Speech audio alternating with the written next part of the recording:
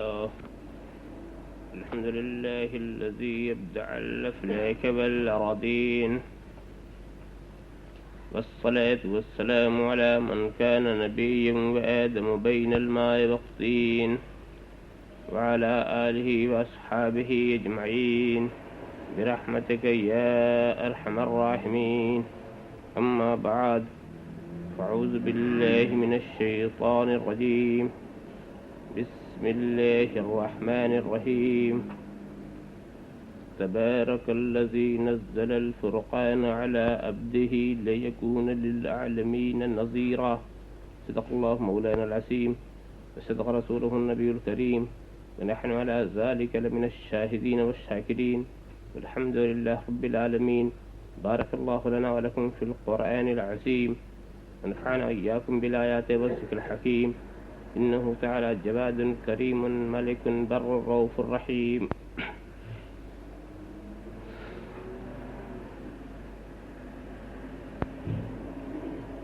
إن ربنا إذ بعث محمدا أيده بيده أيدنا بأحمدا، أرسله مبشرا أرسله ممجدا، صلوا عليه دائما صلوا عليه سرمدا. اللهم صل على سيدنا محمد وعلى آل محمد وصلي عليه. محمد وہ کتاب کان کا تغرائے پیشانی، محمد وہ حریم قدس کی شمع شبستانی، محمد یعنی وہ حرف نخستیں کلک فطرت کا، محمد یعنی وہ امضائے توقیات ربانی، کہاں کا دشت من دور کیا برق تجلی کیا، یہ سب کچھ تھی جمال مصطفیٰ کی پرتو افشانی. وہ ناطق جس کے آگے مہر برلب بلبل سدرا، وہ امی جس کے آگے عقل کل طفل دبستانی. کرم سب پر ہے کوئی ہو کہیں ہو، کرم سب پر ہے کوئی ہو کہیں ہو، تم ایسے رحمت للعالمین ہو.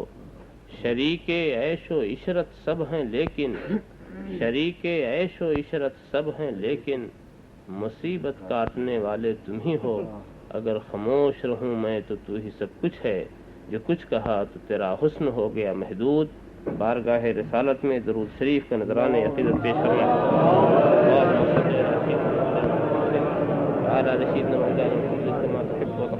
تصلی علیہ. ایک بار اور ہدیہ صلاۃ پیش کرنا.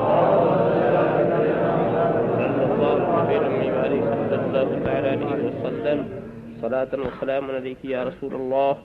ایک بار اور ہدیہ درود شریف پیش کرنا.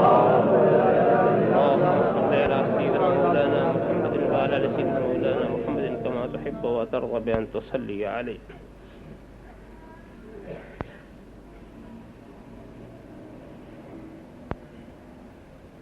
برکت والی ہے وہ ذات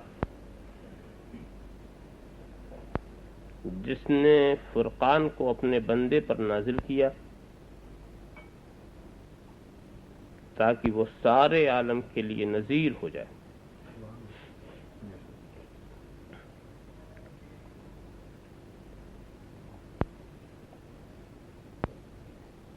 میں نے قرآن کریم کی جس آیت کریمہ کی تلاوت سے اپنے کو مشرف کیا ہے، اس کا سیدھا سادہ مطلب خیز ترجمہ عرض کر دیا.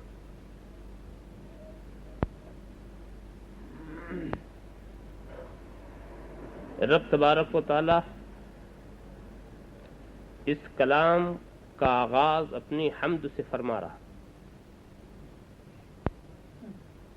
برکت والی ہے وہ ذات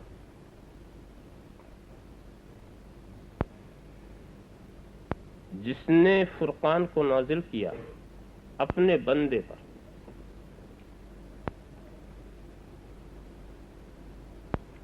یہ رب تبارک و تعالی کہ حمد و تعریف کا ایک نرالا انداز ہے جسے اس نے اختیار فرمایا ہے میں آپ کو یوں سمجھاؤں،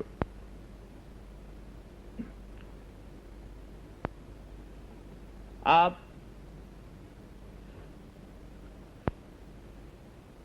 مجھ سے سمجھنا چاہتے ہیں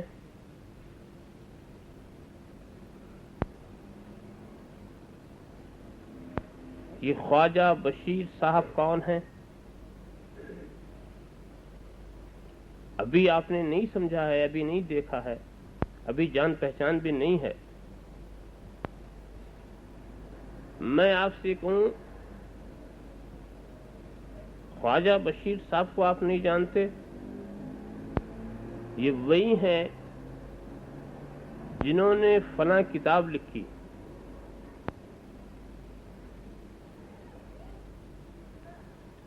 یا میں یوں کہوں یہ وہی ہیں جو فلاں شہر میں رہتے ہیں، فلاں جگہ پہ رہتے ہیں،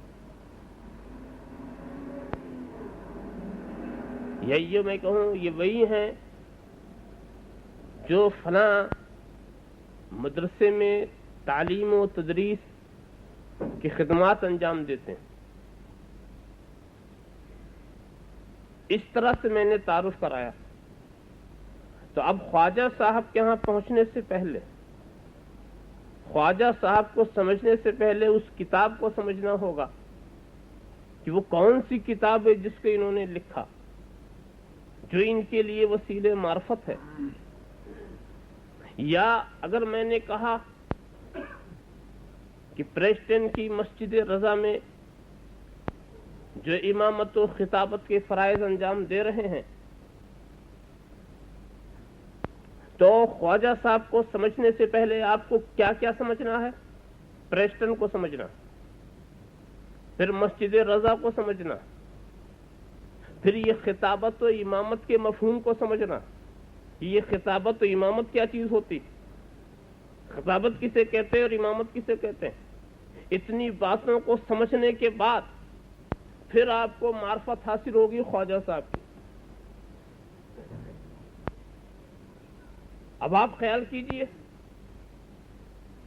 سمجھانے کا یہ جتنے انداز ہم اختیار کریں گے تو جن جن چیزوں کو ہم وسیلے معرفت بنائیں گے، پہلے ان کو آپ پہچانے کی یہ کیا ہے، اور جب ان کو پہچان لیں گے تو پھر آپ جس کو پہچاننا چاہتے ہیں وہاں آپ پہنچیں گے۔ اگر میں خواجہ صاحب کی یوں تعریف کروں کہ وہ بہت ہی زبردست عالم ہے، بہت اچھے خطیب ہیں، بہت ہی خوش اخلاق ہیں، تو اب ان کے سمجھنے کے لیے ضروری ہے کہ پہلے آپ علم کو سمجھیں، پہلے آپ اخلاق کو سمجھیں، پہلے آپ خطابت کو سمجھیں، پھر آپ سمجھ لیں گے کہ بھئی خطیب ہونے کا کیا مطلب اور عالم ہونے کا کیا مطلب۔ تو ذات کے عرفان کے لیے ہم نے چند صفات کا جب ذکر کیا تو جب تک ان صفات کو ہم نے اچھی طرح سمجھ نہیں لیا، ذات کی معرفت ہمیں نہیں ہو سکی۔ رب تبارک و تعالیٰ اپنی معرفت کرا رہا۔ برکت والی ہے وہ ذات جس نے اپنے بندے پر فرقان کو نازل کیا۔ اب اس کو جاننا ہے تو بندے کو بھی سمجھو اور فرقان کو بھی سمجھو۔ اگر وہ بندہ سمجھ میں نہ آیا اور اگر وہ فرقان سمجھ میں نہ آیا تو جس نے نازل کیا اس کی کیسے معرفت ہوگی؟ اللہم صلی علی سیدنا مولانا محمد وعلی آل سیدنا مولانا محمد کما تحب و ترضی بان تصلی علیہ۔ اس نے ڈائریکٹ یہ کہی نہیں کہ خدا وہ ہے جو علیم ہے، خبیر ہے، ناصر ہے، سارے الفاظ استعمال کیے جا سکتے تھے، مگر یہاں ایک خاص انداز بیان اختیار کیا گیا ہے، یہاں ایک خاص لب و لہجہ اختیار کیا گیا ہے کہ اس برکت والی ذات کو سمجھنا چاہیے۔ سمجھنا ہے تو بندے کو بھی سمجھو، فرقان کو بھی سمجھو۔ میں نے سوچا کہ فرقان کو اور بندے کو اس برکت سے تعلق کیا ہے، اس برکت سے مناسبت کیا ہے کہ جب بندے کا ذکر ہوا تو اپنی برکت کا ذکر ہوا، جب فرقان کا ذکر ہوا تو اپنی برکت کا ذکر ہوا، تو معلوم یہ ہوا کہ خدا کی برکت بندے اور فرقان سے ایسا وابستہ ہے کہ اگر اس سے محروم ہو جاؤ تو خدا کی برکت سے محروم ہو جاؤ۔ اللہم صلی علی سیدنا مولانا محمد وعلی آل سیدنا مولانا محمد کما تحب و ترضی ان تصلی علیہ۔ تو مبارک ہے وہ ذات، برکت والی ہے وہ ذات جس نے فرقان کو نازل کیا۔ یہ فرقان کیا چیز ہے؟ فرقان کا ترجمہ میں کروں تو کچھ اور ہوگا، مگر فرقان یہاں فرمایا گیا ہے قرآن کریم کو۔ خدا وہ ہے جس نے اپنے کلام کو، قرآن کو نازل کیا اپنے بندے پر۔ ایک بات خیال کیجئے کہ فرقان کے معنی کیا ہے، ذرا لغت اٹھا کے دیکھنا۔ فرقان، قرآن کو کہتے ہیں فرقان، قرآن کا نام ہے فرقان، اور فرقان کے معنی کیا ہے؟ جدائی ڈالنے والا۔ جو جدائی ڈال دے وہ فرقان۔ ہم نے کہا یہ کون سی برکت کی بات ہے، یہاں تو کچھ اتحاد کی بات ہوتی، اتفاق کی بات ہوتی، یہاں تو معاملہ عجیب ہے۔ ذرا سوچو، فرقان کا کام ہے جدائی ڈالنا، تو رب تبارک و تعالیٰ کیا چاہتا ہے کہ بندوں میں جدائی ہو جائے؟ رب تبارک و تعالیٰ کیا چاہتا ہے؟ کیا انسانوں میں جدائی ہو جائے؟ اور اگر انسانوں کو وہ متحد کرنا چاہتا ہے، اگر انسانوں کو وہ متفق کرنا چاہتا ہے، تو یہاں اتحاد کی کوئی بات ہوتی، یہاں جدائی کی بات کا سوال ہی کیا ہے، یہاں فرقان کی بات کا کیا سوال ہے؟ مگر قرآن کیا ہے؟ قرآن فرقان ہے۔ اب جو کوئی کہے، یہاں پر ٹھہر کر سمجھنا، اب کوئی کہے کہ صاحب اب کسی طرح کی جدائی نہیں ڈالی جا سکتی، تو پہلا اعتراض اس کا اس پر ہوا جس کو خود خدا کہہ رہا ہے کہ یہ جدائی ڈالنے والا۔ جو سب سے پہلا اعتراض، پہلے ہم نہیں ہیں، پہلے ہم نہیں ہیں، پہلے تو فرقان ہے، اور فرقان کا کام ہی ہے فرق کر دینا، فرقان کا کام ہے امتیاز ڈال دینا، فرقان کا کام ہے حق و باطل کے بیچ میں خط امتیاز کھینچ دینا، فرقان کا کام ہے سچائی اور جھوٹ کے بیچ میں نشان پیدا کر دینا، فرقان کا کام ہے خطا و ثواب کے درمیان ایک خط فاصل کھینچ دینا۔ قرآن آیا ہی ہے اسی لیے۔ تم سمجھتے ہو قرآن ملانے کے لیے آیا ہے؟ میں تو یہ دیکھتا ہوں کہ قرآن جدا کرنے کے لیے آیا، قرآن جدا کرنے کے لیے آیا۔ کس کو کس سے جدا کر دے؟ خدا والوں کو شیطان والوں سے جدا کر دے۔ قرآن جدا کرنے کے لیے آیا ہے، مخلصین کو منافقین سے جدا کر دے، مومنین کو کافرین سے جدا کر دے، موحدین کو مشرکین سے جدا کر دے۔ تو قرآن کا کام ہی ہے جدا کرنا۔ اللہم صلی علی سیدنا مولانا محمد وعلی آل سیدنا مولانا محمد کما تحب و ترضی ان تصلی علیہ۔ اور واقعی ورنہ سوچو، کیا اگر صرف ملانے تو پہلے سے تو لوگ ملے ہی تھے، 360 کو جب پوج رہے تھے تو ملے ہی تھے، تو مگر قرآن نے آ کے جدائی ڈال دی، ایسی جدائی ڈال دی اس نے تاکہ اسلام کے اندر کفر مل نہ سکے، ایمان کے اندر کفر مل نہ سکے، توحید کے اندر شرک مل نہ سکے، اخلاص کے اندر نفاق مل نہ سکے، مومنوں کے اندر کافر مل نہ سکیں، مخلصین کے اندر منافقین مل نہ سکیں۔ ایسا اہتمام کیا ہے اسلام نے۔ اسی لیے فرقان سے ہمیں جو کلمہ ملا ہے اس نے بھی پہلے نہیں والی بات کی۔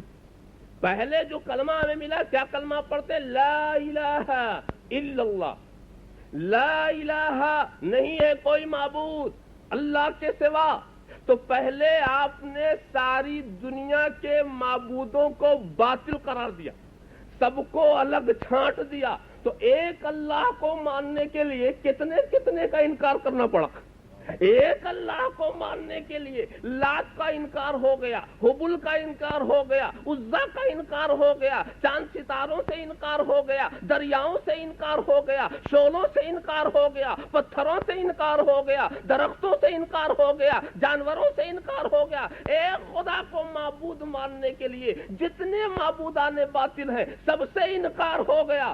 معلوم ہوا کہ اسلام کی بنیاد انکار پر ہے۔ اللہم صلی علی سیدنا مولانا مولانا محمد وعلى آل سيدنا مولانا محمد كما تحب وترضى بأن تصلي عليه. اب بھائی ایسا اسلام تو میں نے سمجھا ہی نہیں ہے کہ باغ ماں بھی خوش رہے, راضی رہے صیاد بھی, یہ بھی راضی رہے وہ بھی راضی رہے, یہ بھی ٹھیک ہے وہ بھی ٹھیک ہے. اگر سب ٹھیک ہوتا تو پھر اسلام کے آنے کی ضرورت ہی کیا تھی؟ اللہم صلی علی سیدنا مولانا محمد وعلی آل سیدنا مولانا محمد کما تحب وترضى بأن تصلی علیہ. نہیں ہے کوئی معبود اللہ کے سوا, تو یہی فرق ڈال دیا ہے. اسی لیے قرآن کی خاص صفت ہے, اور مقام مدح میں, مقام تعریف میں, مقام ثنا میں قرآن کو الفرقان کہا جا رہا ہے.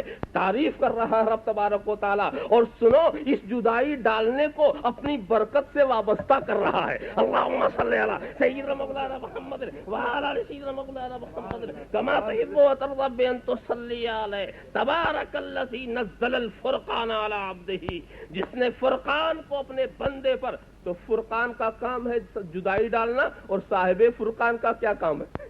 صاحب فرقان کا کیا کام ہے؟ وہی جدائی والا نسخہ, وہی الگ کرنے والا کتاب, اسی کو لے کر صاحب فرقان نے آ کر کے کیا کیا؟ تو جو کام تھا فرقان کا وہی کام ہے صاحب فرقان کا. یہ بھی جدائی ڈال رہے ہیں, یہ بھی ایک کو رب تبارک و تعالی. یہ منظور اسے نہیں ہے کہ وہ تم جس حال پر رہو اسی حال پر تمہیں چھوڑ دے. رب تبارک و تعالیٰ کو منظور یہ ہے کہ خبیث طیب سے ممتاز ہو جائے, کافر مومن سے ممتاز ہو جائے, موحد مشرک سے ممتاز ہو جائے, اچھا برے سے ممتاز ہو جائے, تاریکی روشنی سے ممتاز ہو جائے, نور اور ظلمت سے ممتاز ہو جائے, مصطفیت ابو جہلیت سے ممتاز ہو جائے, ابراہیمیت نمرودیت سے ممتاز ہو جائے, فرعونیت سے موسویت فرعونیت سے ممتاز ہو جائے, آدمیت ابلیسیت سے ممتاز ہو جائے. تو یہاں سے وہاں دیکھو اسلام صرف جدائی ہی ڈال رہا ہے. اللہم صلی علی سیدنا مولانا محمد وعلی آل سیدنا مولانا محمد کما تحب وترضى بأن تصلی علیہ. اچھا دوستو, پھر اسلام نے جب جدائی ڈال دی, اچھی طرح سے جدائی ڈال کر کے سب کو دامن مصطفیٰ سے وابستہ کر دیا, تو اب یہ جو دامن رسول میں آگے ہیں, اب اسلام ان سے مخصوص طور پر ایک پیغام کہہ رہا ہے کہ یا ایھا الذین آمنوا ادخلوا فی السلم کافہ,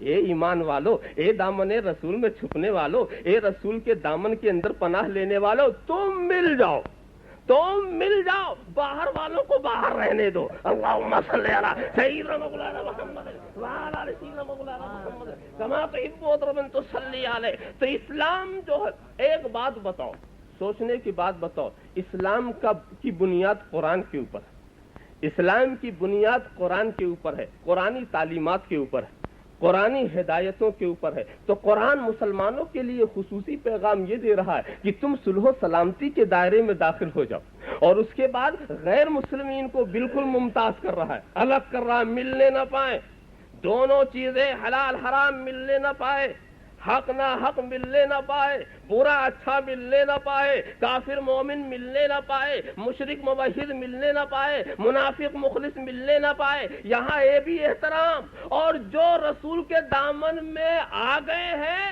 وہ بگڑنے نہ پائے, وہ لڑنے نہ پائے, وہ اختلاف کرنے نہ پائے, وہ جھگڑا کرنے نہ پائے. تو ان کے لیے ہدایت اور ہے, اور کائنات کے لیے ہدایت اور ہے. ہمارا اتحاد, ہمارے اتحاد کی صرف ایک صورت ہے, ہمارے اتحاد کی صرف ایک صورت ہے کہ جو ہمارے رسول کا وہ ہمارا,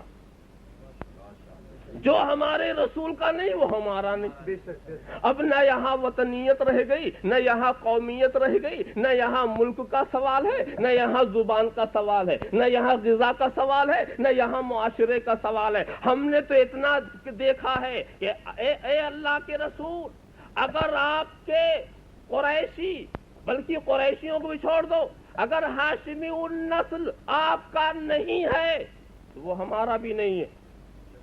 ہاشمی النسل, ہاشمی النسل, اے اللہ کے رسول, یہ ابو لہب دنیاوی رشتے کے لحاظ سے آپ کا چچا, اور رسول کے مکان میں اور ابو لہب کے مکان میں صرف ایک دیوار کا فرق, صرف ایک دیوار کا فرق. مگر اے محبوب, جب یہ تمہارا نہیں تو ہمارا بھی نہیں.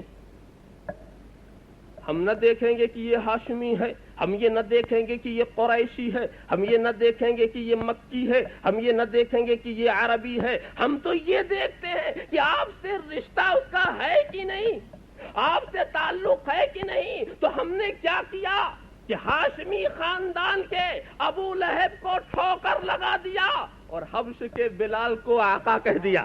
اللہم صلی علی سیدنا مولانا محمد وعلی سیدنا مولانا محمد کما تحب و ترضى تصلی علیہ۔ فارس کے سلمان کو گلے سے لگا لیا، روم کے صہیب کو آنکھوں پہ بٹھا لیا، حبش کے بلال کو سروں پہ چڑھا لیا، قریش کے ابو لہب کو ٹھوکر لگا دیا۔ اللہم صلی علی سیدنا مولانا محمد وعلی سیدنا مولانا محمد کما تحب و ترضى تصلی علیہ۔ تو اے محبوب جو آپ کا ہے وہ ہمارا ہے۔ تو وہ واقعی نقطہ اتحاد ہے جناب محمد الرسول اللہ صلی اللہ تعالی علیہ وسلم، مرکز اتفاق ہے۔ تو اب اگر کوئی ہمیں اتفاق کی دعوت دے، اتحاد کی دعوت دے، تو ہم یہ دیکھیں گے کہ اس کی زندگی میرے رسول کے قریب ہے کہ نہیں، وہ میرے رسول کا ہے کہ نہیں۔ اگر وہ میرے رسول کا نہیں ہے تو واقعی ایمان کا تقاضا یہ ہے کہ جو فیصلہ کیا تھا بدر والوں نے، جو فیصلہ کیا تھا غزوہ بدر والوں نے، مسلمانوں اسی فیصلے میں آج ہمارے لیے بھی نجات ہے، اسی فیصلے میں آج ہمارے لیے بھی نجات ہے۔ میں تمہیں ایک پیارا واقعہ سنا کر کے آگے بڑھ جاؤں۔ دیکھو یہ حضرت عبد الرحمن ہیں، یہ غزوہ بدر میں کافروں کے ساتھ ہیں، غزوہ بدر میں کافروں کے ساتھ ہیں، اور صاحبزادے ہیں، بیٹے ہیں سیدنا صدیق اکبر کے۔ صدیق اکبر رسول عربی کے ساتھ ہیں، ان کے صاحبزادے حضرت عبد الرحمن ابھی حالت کفر میں ہیں اور کافروں کے ساتھ ہیں۔ خیر بات آئی گئی ہو گئی، اس کے بعد وہ ایمان سے مشرف ہوئے، اور ایک مرتبہ انہوں نے اپنے پدر بزرگوار سے کہا تھا، کھانا کھاتے وقت کہا تھا، ہنسی آ گئی، پوچھا کیوں ہنسی آئی، کہا ایک واقعے کا خیال آیا، غزوہ بدر میں آپ ہمارے مقابل تھے، ایک مرتبہ آپ بالکل میرے نشانے کی زد پر آ گئے تھے، اگر میں چاہتا تو آپ کو مجروح کر سکتا تھا، مگر میں نے یہ خیال کیا کہ آپ میرے باپ ہیں، اس لیے میں نے چھوڑ دیا۔ اس لیے اسی واقعے کا مجھے خیال آیا۔ صدیق اکبر کا چہرہ غصے سے لال ہو گیا اور انہوں نے کہا، عبد الرحمن وہ تیرا کفر تھا، وہ تیرا کفر تھا جس نے رشتے کے خیال کی بات تیرے دل میں ڈالی۔ اگر تو میری عزت پر آتا تو میں نہ سمجھتا کہ تو میرا بیٹا ہے، اگر تو میری عزت پر ہوتا تو میں یہ نہ سمجھتا رسول کی دامن سے وابستہ ہونے والا اگر رشتے کا خیال کرے تو مومن ہی کہاں رہ جائے۔ اللہم صلی علی سیدنا مولانا محمد وعلی سیدنا مولانا محمد کما تحب و ترضى بأن تصلی علیہ۔ تبارک الذی نزل الفرقان علی عبدہ، اپنے بندے پر، اس میں بھی بڑا پیارا انداز ہے، اپنے بندے پر۔ بھئی جب نزول ہوگا تو اوپر ہی سے تو ہوگا نا، اور بندے پر، تو بندے پر فرقان کس لیے نازل کیا گیا؟ تاکہ بندہ فرق ڈال دے۔ بندے پر اسی لیے فرقان نازل کیا گیا کہ بندہ فرق ڈال دے، اور واقعی بندے نے ایسا خط امتیاز کھینچ دیا ہے حق و باطل میں کہ باطل بہت ہی کوشش کر رہا ہے کہ اسے لوگ حق سمجھے، مگر کوئی نہیں سمجھتا۔ عجیب عجیب انداز سے باطل آ رہا ہے، باطل اپنے کو حق ثابت کرنے کے لیے عجیب، پہلے تو سوچا کہ ہم کھل کر کے اپنے کو حق ثابت کریں گے تو بہت مشکل ہوگا، یہودیوں نے سوچا یہودی بن کر کے ہم اپنے کو اگر حق ثابت کریں گے تو مشکل ہوگا، تو انہوں نے سوچا کہ ایسی ترکیب کیوں نہ کی جائے کہ اپنی یہودیت کو چھپا لیا جائے، اپنی یہودیت کو چھپا لیا جائے، مونچھوں کو تھوڑا سا کتروا لیا جائے، داڑھی کو تھوڑی سی بڑھا دیا جائے، اور اس کے بعد ایک اپنے تمام علامات کفر کو چھپا لیا جائے، اور چھپانے کے بعد بالکل اسی انداز سے زندگی اختیار کی جائے، اسی انداز سے زندگی اختیار کی جائے جیسے مسلمان اختیار کرتے ہیں۔ میں اس دور کے یہودیوں کی بات کر رہا ہوں جنہوں نے ایک پروگرام کے تحت مسلمانوں کا پارٹ ادا کیا تھا، مسلمان نہیں ہوئے تھے، مسلمانوں کا پارٹ ادا کیا تھا، مسلمانوں جیسے انہوں نے ایک نقشہ پیش کیا تھا، اور ان میں منشا کیا تھا کہ کچھ دنوں تک تو ہم مسلمانوں میں رہیں گے، ایسے ہی نماز پڑھیں گے، ایسے ہی کلمہ پڑھیں گے، ایسے ہی سارے کام کریں گے، اور پھر کچھ دن رہنے کے بعد ایک بارگی سب کے سب نکل جائیں گے، ایک بارگی سب کے سب جب نکل جائیں گے تو لوگ سوچیں گے کہ بھئی یہ پڑھے لکھے لوگ تھے، یہ ایمان لے آئے، مسلمان ہوئے، اور ایک بارگی نکل گئے، معلوم ہوتا ہے اسلام باطل ہے، معلوم ہوتا جب ہی ایک بارگی نکل گئے، جب یہ سب کے سب ایک بار کی نکل گئے معلوم ہوتا تو انہوں نے سوچا کہ اگر اس جھٹکے میں 2-4 بھی کافر ہو گئے تو بھی ہمارا کام نکل آئے گا.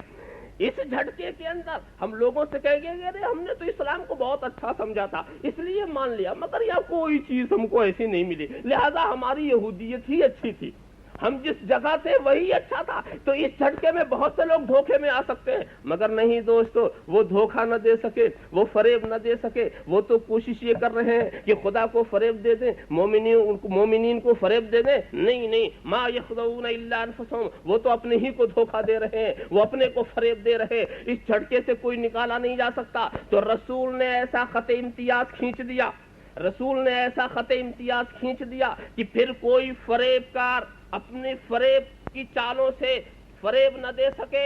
ورنہ دوستو, فریب دینے والے اس وقت بھی اسلام کے روپ میں, اسلام کی شکل و صورت میں, مسلمانوں کی صورت میں, مسلمانوں کے اعمال اور افعال کو اپنانے کے باوجود, سارا کام کرنے کے باوجود رسول کے مشن کو نقصان نہ پہنچا سکے, رسول کے اسلام کو مٹا نہ سکے, رسول کے اسلام کی صورت نہ بدل سکے. تو میں یہ کہتا ہوں کہ باطل نے اپنے کو حق کے ساتھ ملانے کی بڑی کوشش کی کہ لوگ باطل کو حق سمجھنے لگے, مگر اسلام نے جو خط امتیاز کھینچا تھا, باطل بہرحال باطل رہا. کلمہ پڑھ کے بھی باطل رہا, نماز پڑھ کے بھی باطل رہا, روزہ رکھ کے بھی باطل رہا, حج کر کے بھی باطل رہا. مطلب یہ ہے کہ تم ظاہر دیکھ رہے ہو اور فرقان باطن دیکھ رہا ہے. اللہم صلی علی سیدنا مولانا محمد وعلی آل سیدنا مولانا محمد کما تحب و ترضى ان تصلی علیہ. باطل نے اپنے کو بہت چھپایا, مگر اب چھپانے سے کام نہ چلا تو چھپا رہے ہیں. اب چھپانے سے جب کام نہیں چلا چھپا رہے ہیں. اب چھپانے کے بعد سوچ رہے چھپا دیا جائے. اسی لیے میں اکثر کہتا ہوں کہ جب چھپانا تھا تو چھپایا کیوں تھا, اور جب چھپا دیا تو چھپا کیسے سکتے ہو. اللہم صلی علی سیدنا مولانا محمد وعلی آل سیدنا مولانا محمد کما تحب و ترضى ان تصلی علیہ. تبارک الذی نزل الفرقان علی عبدہ لیکون للعالمین نذیرا. میں بہت زیادہ دوسری تفصیلات میں آپ کو نہیں لے جانا چاہتا, بس ایک چیز میں بتاؤں کہ سارے عالم کے لیے حضور صلی اللہ تعالی علیہ وسلم کو نذیر فرمایا گیا. نذیر کے معنی ہے ڈر سنانے والا, سارے عالم کے لیے نذیر. گویا رسول کی رسالت و نبوت کا دائرہ سارے عالم کو محیط. اور ایک ارشاد میں اور فرمایا جا رہا ہے, یا ایھا الناس انی رسول اللہ الیکم جمیعا, اے لوگو میں تم سب کی طرف اللہ کا رسول. وما ارسلناک الا کافۃ للناس بشیرا ونذیرا. اے محبوب, ہم نے تجھے سارے انسانوں کے لیے بشیر اور نذیر بنایا. یہاں ایک علمی فرق ہے, وہ میں واضح کروں. اللہ کے رسول انسانوں کے لیے بشیر بھی ہیں, نذیر بھی ہیں, اور انسانوں کے سوا جو ہیں ان کے لیے صرف نذیر ہے. نذیر کے معنی ڈرانے والا, ڈر سنانے والا, اور بشیر معنی بشارت دینے والا. اور میں واضح مطلب بتاؤں, نذیر جہنم سے ڈرانے والا نذیر, اور جنت کی بشارت دینے والا بشیر. تو انسانوں کے لیے رسول بشیر بھی ہے, نذیر بھی ہے, مگر انسانوں کے سوا جو دوسرے ہیں ان کے لیے صرف نذیر ہے, بشیر نہیں. تو معلوم یہاں سے ہوا کہ جنت میں صرف انسان داخل کیے جائیں گے.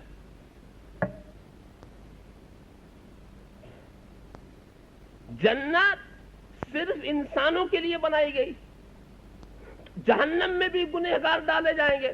تو انسان کا تعلق, گنہگاروں کا تعلق جہنم سے ہوا, نیکوکاروں کا تعلق جنت سے ہوا. تو رسول جنتیوں کے لیے بشیر ہو گئے اور جہنمیوں کے لیے نذیر ہو گئے.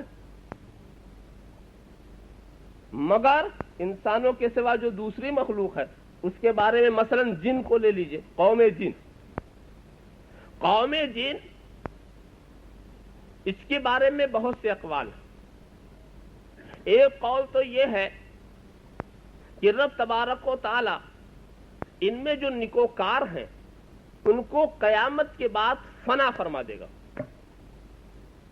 نہ جنت نہ جہنم، بالکل انہیں فنا کر دے گا، اور جو گنہگار ہیں انہیں جہنم میں ڈالے گا۔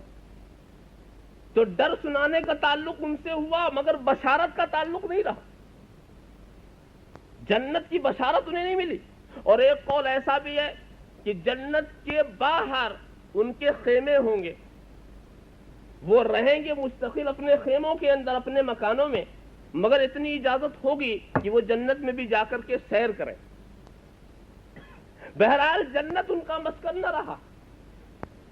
تو خیر جتنے بھی اقوال اس سلسلے میں ملتے ہیں اس سے یہ پتا چلتا ہے کہ جنت میں صرف انسان رہیں گے، تو اور ساری کائنات کے ساتھ کیا سلوک ہوگا؟ رب تبارک و تعالیٰ انہیں فنا فرما دے گا، یہی ان کی جزا ہے، یہی اسی میں ان کی بھلائی ہے۔ ذرا سا آپ خیال فرماؤ، یہ کیا بات ہے کہ جنوں کو جنت میں نہیں؟ آخر وہ بھی تو ماننے والے ہیں، وہ بھی تو اطاعت کرنے والے ہیں، وہ بھی تو جناب والا رسول کا کلمہ پڑھنے والے ہیں، ان کو بھی تو جنت میں ہو، عرض کی بات کیا، ان کے لیے بھی کوئی جگہ وہاں متعین کر دینی چاہیے تھی، مگر نہیں دوستو، قربان جاؤ جناب محمد رسول اللہ صلی اللہ تعالی علیہ وسلم پر کہ اللہ کے رسول تو ساری کائنات کے لیے ہیں مگر جامع بشری میں آئے، اور جامع بشری کا یہ اعزاز ہے، یہ انہوں نے جامع بشری کو اختیار فرمایا، حجاب بشری کو اختیار فرمایا، تو کچھ رسول کے مدارج اور رسول کے منازل کچھ اونچے زیادہ نہیں ہو گئے، وہ تو اونچے تھے ہی۔ میں تو یہ کہتا ہوں جامع بشری کو جب انہوں نے اختیار کیا تو بشر کا مقام اتنا اونچا ہو گیا، بشر کی منزل اتنی اونچی ہو گئی کہ بشر کی بلندیوں کا ادراک ملک بھی نہ کر سکے، بشر کی رفتوں کو ملک بھی نہ سمجھ سکے، بشر اتنا اونچا ہو گیا کہ اس کے لیے خصوصی اہتمام شروع ہو گیا کہ اے محبوب یہ تمہارے لباس والے ہیں، جس لباس کو تم نے اختیار فرمایا ہے تو یہ لباس اس لائق نہیں ہے کہ اسے بنا کے فنا کر دیا جائے۔ اللہم صلی علی سیدنا مولانا محمد وعلی آل سیدنا مولانا محمد کما تحب و ترضى ان تصلی علیہ۔ تو اس لباس کے لیے، اس لباس کے سایہ نشان جگہ ہونی چاہیے۔ ذرا خیال کرو، ذرا سا سوچو، تو معلوم یہ ہوا کہ نظارت کا تعلق سارے عالم سے ہے اور بشارت کا تعلق صرف انسانوں سے۔ رب تبارک و تعالی کی اس ارشاد کی روشنی میں میں آپ کو بتاؤں، اور بھی اللہ کے رسول، ساری کائنات کے رسول، یہ تو بہت واضح، خود حضور نے فرمایا ارسلت الی الخلق کافہ، میں ساری کائنات کا رسول ہوں۔ ایک دیکھو کیا علماء سے پوچھو، خلق کے معنی مخلوق، اس پر الف لام استغراق کا، اس کے معنی تمام مخلوق، اس کے اوپر کافہ کے لفظ کی اور تاکید، اس قدر تاکید کر دیا تاکہ کوئی شبہ نہ کرے کہ رسول کسی کے رسول نہیں ہے۔ جس کو تم مخلوق کہہ سکو، جس پر مخلوق کا اطلاق ہو سکے، سب کے رسول ہے جناب محمد رسول اللہ صلی اللہ تعالی علیہ وسلم۔ اس کے لیے قرآن کی آیتیں میں نے پیش کی، حضور کا ارشاد پیش کیا، اور ویسے دیکھو وما ارسلناک الا رحمۃ للعالمین، اے محبوب ہم نے تجھے سارے عالم کے لیے رحمت بنا کر بھیجا ہے۔ خصوصیت کی کوئی، العالمین کا لفظ بہت وسیع ہے، للعالمین نذیرہ میں بھی عالمین کا لفظ بالکل وسیع ہے، اور رحمت للعالمین میں بھی عالمین کا لفظ بالکل وسیع ہے، اور اس میں وہی وسعت ہے جو الحمدللہ رب العالمین کے عالمین کے لفظ میں۔ جہاں رب تبارک و تعالیٰ کی ربوبیت ہے وہاں میرے رسول کی رحمت ہے، جو میرے رب کی ربوبیت کا محتاج ہے وہ اللہ کے رسول کی رسالت کا بھی محتاج ہے۔ تو یہ ان سب چیزوں کو، مگر ایک بات آپ سوچیں گے یہاں پر رسالت عامہ کا جب کوئی ذکر کرے گا تو آپ سوچیں گے کہ بھئی دیکھو رسول کا کام ہدایت دینا ہے نا، ہدایت دینا، مثال کے طور پر انسانوں کو، جنوں کو ہدایت دینا ہے نا، تو ٹھیک ہے انسان اور جن کے رسولوں کو سمجھ میں آتی، مگر پتھروں کے رسول، پتھر کو آگے کیا سکھائیں گے؟ پتھر کہاں گمراہ تھے؟ چاند کے رسول، سورج کے رسول، ستاروں کی کیا، ان کو کون سا، ان کے لیے کون سی کتاب آئی تھی؟ ان کے لیے عقائد و نظریات کا کون سا اصول بنایا گیا؟ سوچئے بھئی انسان بھٹکتا ہے، اس کے لیے ضرورت ہے کہ کوئی اس کو راستے پر لائے، جنات بھٹکتے ہیں، ضروری ہے کہ ان کو راستے پر لایا جائے، مگر یہ پتھر کے رسول، درخت کے رسول، دریا کے رسول، خلق میں تو سب آ گئے نا، ان کو کسی کی رسالت اور نبوت کی ضرورت کیا؟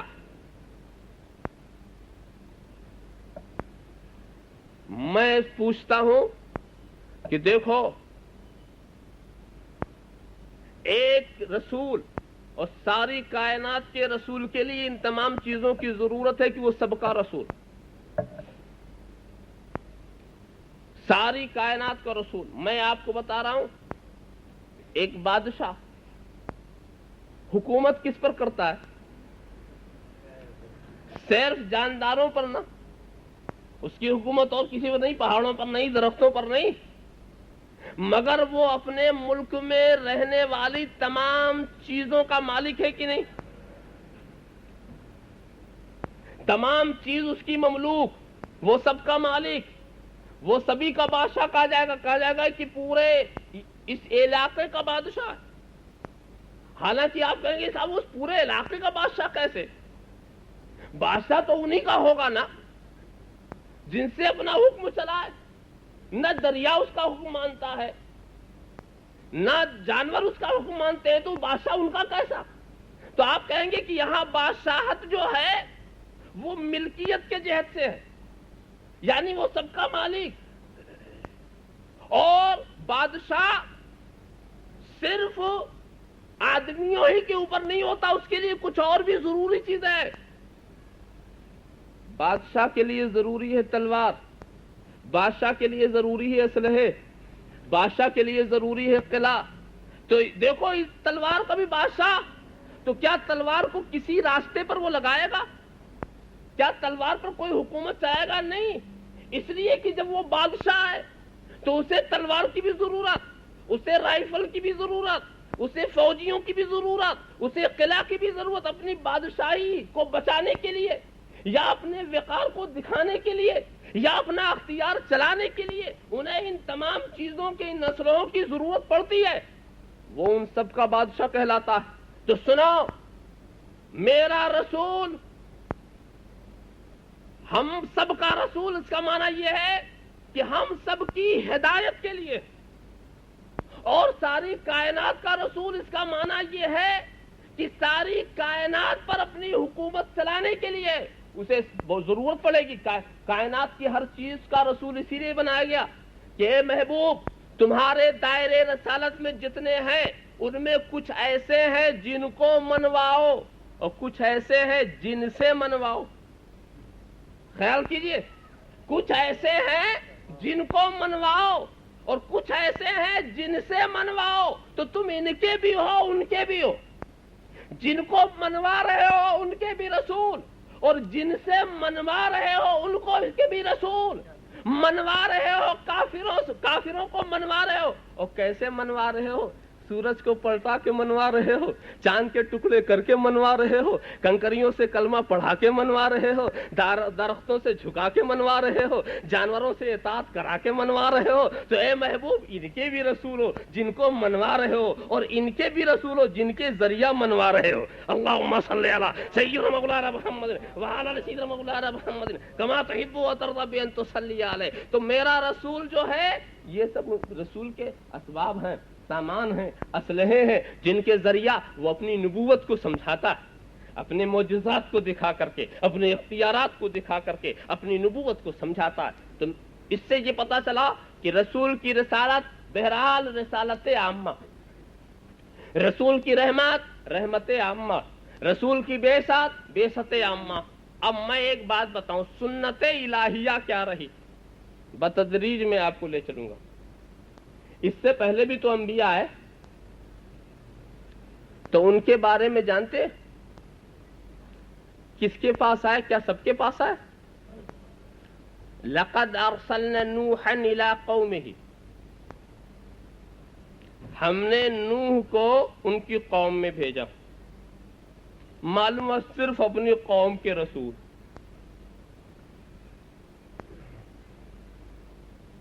وَإِلَىٰ عَادٍ أَخَاهُمْ هُودًا، ہم نے قوم عاد کے پاس ان کے ہم قوم ہود کو بھیجا۔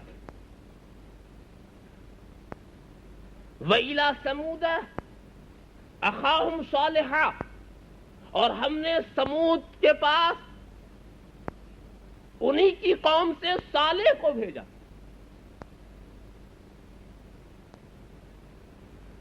وَلُوطًا إِذْ قَالَ لِقَوْمِهِ، لوط جب وہ لوط نے اپنی قوم سے کہا، میں تخصیص دکھا رہا ہوں کہ ہر جگہ نبی کو قوم سے وابستہ کیا گیا۔ وَإِلَىٰ مَدْيَنَ أَخَاهُمْ شُعَيْبًا، اور مدین کے پاس ہم نے ان کے ہم قوم شعیب کو بھیجا۔ حضرت عیسیٰ کے بارے میں کہا رسولاً الی بنی اسرائیل، بنی اسرائیل کے رسول۔ حضرت موسیٰ کے بارے میں ثم بعثنا من بعدهم موسیٰ بآیاتنا الی فرعون وملئہ، ہم نے موسیٰ کو اپنے معجزات کے ساتھ فرعون اور اس کی جماعت کی طرف بھیجا۔ حضرت ابراہیم کے لیے کیا کہا؟ تلک حجتنا آتیناها ابراہیم علی قومہ، یہ ہمارے دلائل، یہ ہماری حجت ہے جو ہم نے ابراہیم کو دیا تاکہ وہ اپنی قوم پر اس حجت کو قائم کریں۔ دیکھیے اپنی اپنی قوم کی بات آ رہی ہے ہر جگہ۔ ایسے ہی حضرت یونس کے بارے میں کہا وَأَرْسَلْنَاهُ إِلَىٰ مِائَةِ أَلْفٍ أَوْ يَزِيدُونَ، ہم نے یونس کو 1,00,000 یا اس سے کچھ زائد افراد کی طرف ہم نے مبعوث کر کے بھیجا۔ اور پھر حدیثوں نے بھی یہ بتا دیا کہ کان النبی یبعث فی قومہ خاصۃ، ہر نبی اپنی قوم میں خاص طور پر مبعوث کیا جاتا تھا۔ حدیث کے الفاظ یہ بھی ہے کان النبی یبعث فی قریۃ لا یعدوها، یعنی ہر نبی ایک خاص علاقے میں بھیجا جاتا تھا، اس سے آگے نہیں بڑھتا تھا، اس کا دائرہ ہدایت اس سے آگے نہیں بڑھتا تھا۔ یہ سارے شواہد قرآن کے ہیں نا۔ یہاں ایک بات اور آ گئی، مگر ادھر توجہ لے جانے سے پہلے اس چیز کو اپنے ذہن میں رکھیں کہ ہر آنے والا ایک قوم کے لیے آیا، تو سنت الہیہ کیا تھی؟ جب ایک قوم کے لیے کسی نبی کو بھیجا تو کیا سنت الہیہ تھی؟ وَمَا أَرْسَلْنَا مِن رَّسُولٍ إِلَّا بِلِسَانِ قَوْمِهِ، ہم نے جس رسول کو بھی بھیجا اس کی قوم کی زبان میں بھیجا۔ حضرت ابراہیم آئے تو وہی زبان بولتے تھے جو ان کی قوم کی زبان تھی۔ حضرت عیسیٰ کے پاس وہی زبان تھی جو بنی اسرائیل کی زبان تھی۔ حضرت موسیٰ کے پاس وہی زبان تھی جو ان کی قوم کی زبان تھی۔ ایسے ہی حضرت یونس، حضرت ہود، حضرت لوط، حضرت شعیب، جتنے انبیاء کرام آئے ایک قوم کے لیے آئے اور وہی زبان لے کر آئے۔ اور رب تبارک و تعالیٰ نے یہ بھی کہا کہ یہ جو زبان ہے یہ ہم نے خود ہی دے دیا سب کو، یہ نہیں کہ کوئی جا کے وہ زبان سیکھے پھر اپنی قوم سے خطاب کرے۔ نبی کے دامن پر رب تبارک و تعالیٰ نے یہ داغ لگنے ہی نہیں دیا کہ کوئی یہ کہہ سکے یہ میرا شاگرد ہے جو ہدایت کر رہا ہے. اللہم صلی علی سیدنا مولانا محمد وعلی سیدنا مولانا محمد کما تحب و ترضی بین تصلی علیہ. تو اب ایک بات سوچو اچھی طرح سے, تو ہر قوم میں آئے تو جس قوم میں خدا نے بھیجا اس قوم کی زبان دے دیا. خدا کچھ عاجز تو نہیں ہے نا, وہ جس کو چاہے جو زبان دے دے. تو جس قوم میں بھیجا اسی قوم کی زبان دے دیا. اب ایک یہ بھی سنت الہیہ رہی ہے. اب سوچو اس نبی کا کیا عالم ہوگا جس کو ہر قوم میں بھیجا جا رہا ہے, ہر زمانے کے لیے بھیجا جا رہا ہے, ہر وقت کے لیے بھیجا جا رہا ہے, جو عالم غیب کا بھی نبی ہے اور عالم شہادت کا بھی نبی ہے, جو مشارق کا بھی نبی ہے, جو مغارب کا بھی نبی ہے, جو شمال کا بھی نبی ہے, جو جنوب کا بھی نبی ہے, جو عربیوں کا بھی نبی ہے, جو عجمیوں کا بھی نبی ہے, جو حبشیوں کا بھی نبی ہے, جو رومیوں کا نبی ہے. تو قرآن کا انداز بتا رہا ہے اور سنت الہیہ پکار کہہ رہی ہے کہ جب ہم نے ایک قوم کے پاس بھیجا تو اس قوم کی زبان دے دیا, اور جس کو ہم نے ساری کائنات کی طرف بھیجا اسے ساری کائنات کی زبان دے دیا. اللہم صلی علی سیدنا مولانا محمد وعلی سیدنا مولانا محمد کما تحب و ترضی بین تصلی علیہ. تو اے میرے رسول کا تو عالم یہ ہے کہ اب ذرہ بھی بولے گا تو وہ سمجھ لیں گے, تارا بھی بولے گا تو وہ سمجھ لیں گے, درخت بھی بولے گا تو وہ سمجھ لیں گے, پتھر بھی بولے گا تو وہ سمجھ لیں گے, جانور بھی بولے گا تو وہ سمجھ لیں گے, ستارے بھی بولیں گے تو وہ سمجھ لیں گے, دریا کے قطرے بولیں گے تو سمجھ لیں گے. تو اے میرے رسول کو یاد کرنے والوں, تم جس زبان میں چاہو یاد کرو وہ سمجھ لیں گے. اللہم صلی علی سیدنا مولانا محمد وعلی سیدنا مولانا محمد کما تحب و ترضی بین تصلی علیہ. تو میرا رسول جب آیا ہے ساری کائنات کے لیے تو سنت الہیہ کا یہ تقاضا بھی ہے اور سنت ضابطۂ خدا بندی یہ پکار کے کہہ رہا ہے کہ سنو, جب ایک نبی کے پاس ہم نے بھیجا, ما ارسلنا من رسول الا بلسان قومہ, ہم نے جس رسول کو بھیجا اس کی قوم کی زبان میں بھیجا, اور جس کو رحمت للعالمین کہہ کے بھیجا اس کو عالمین کی زبان دے کے بھیجا. اور ہوا بھی ایسی, اگر عالمین کی زبان رسول کو نہ ملتی, سارے عالم کی زبان رسول کو نہ ملتی, تو بھلا اونٹ کو شکایت کرنے سے کیسا موقع ملتا. ادھر اونٹ شکایت کر رہا ہے, ادھر جناب والا ہرن آ رہی ہے شکایت کرنے کے لیے, اپنے بھی شکایت کر رہے, پرائے بھی شکایت کر رہے, اور اللہ کے رسول جب گزر رہے. انتہا کی بات میں بتا دوں, انتہا کی بات میں بتاؤں کہ جب غزوہ خیبر کے موقع پر رسول کو زہر آلود بوٹیاں دی گئی تھیں, زہر آلود بوٹیاں دی گئی تھیں, تو دیکھو جانور جب آپ ذبح کرتے ہیں مر تو جاتا ہے نا, مگر اس کے بعد جب رسول نے ان بوٹیوں کو کھانا شروع کیا تو بوٹیاں بول پڑی تھیں, اے اللہ کے رسول مجھے آپ نہ کھائیے, میرے اندر زہر ملا ہوا ہے, مجھے آپ نہ کھائیے. ذرا کتنا خیال اس کا بھی ہے کہ یہ میرے بھی رسول ہے, کتنا خیال اس کا ہے, مجھے بول ہی دینا چاہیے, مجھے بول دینا چاہیے. بول دیا, اے اللہ کے رسول آپ نوش نہ فرمائیے. اس لیے میں بہت حیران ہو گیا, ان بوٹیوں کو دیکھنے لگا کہ آخر اس میں جان کہاں سے آ گئی, اس میں روح کہاں سے آ گئی, یہ تو اس کو ذبح کر دیا گیا تھا, یہ تو الگ بوٹی ہے, اس کے اندر دل بھی نہیں ہے,